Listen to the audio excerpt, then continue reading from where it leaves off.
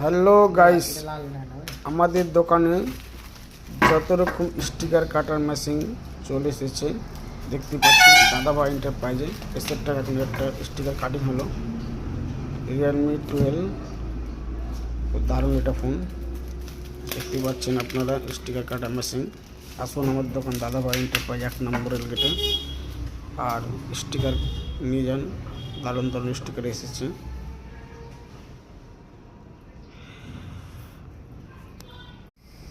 Hello guys, আমাদের দোকানে যত রকম স্টিকার কাটার মেশিন চলে এসেছে।